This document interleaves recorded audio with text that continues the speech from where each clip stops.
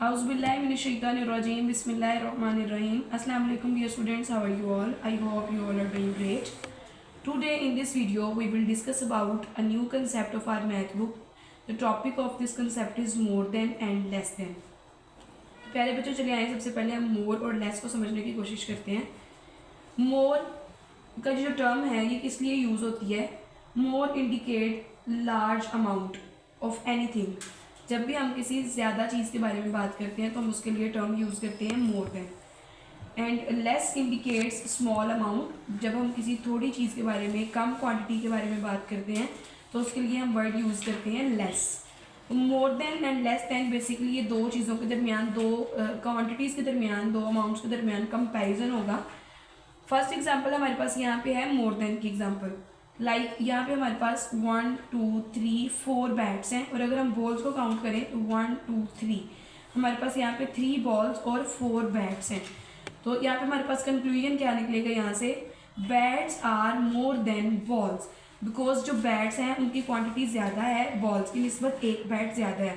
तो हम यहाँ पे क्या बोलेंगे? Bats are more than balls, मतलब बैट जो हैं वो बॉल से ज़्यादा हैं। इसी तरह से हमारे पास अगर ये बुक्स देखी जाए तो बुक्स हमारे पास 6 हैं जो कि हमारे पास मोर क्वांटिटी है, और पेंसिल्स हमारे पास 4 हैं जो कि लेस क्वांटिटी है। तो यहाँ पे हम क्या राइट करेंगे?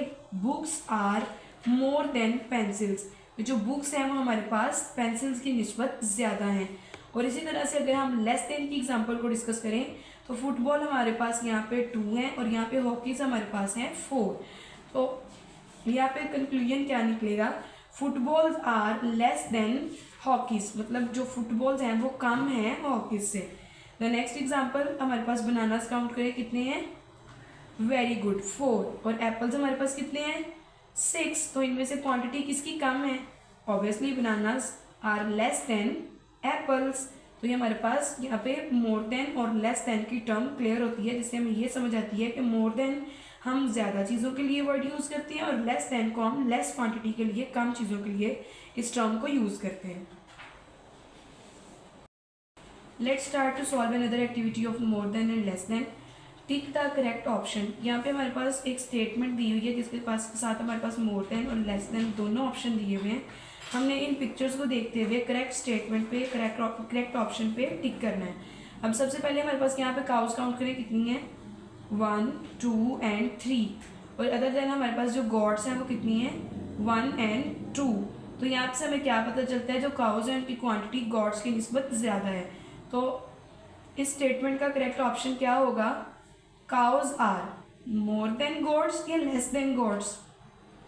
Very good, cows are more than goats, because इनकी क्वांटिटी ज़्यादा है, ये गॉड्स की निस्बत ज़्यादा है, तो हम मोर देन पर टिक करेंगे।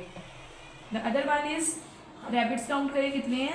1 2 3। Very good. अब हम डॉग्स काउंट करेंगे 1 2 3 4 5। तो यहाँ से हमें क्या पता चल रहा है? जो रैबिट्स की क्वांटिटी है वो डॉग्स की निस्बत कम है। डॉग्स क्वांटिटी में ज़्यादा है और रैबिट्स कम है।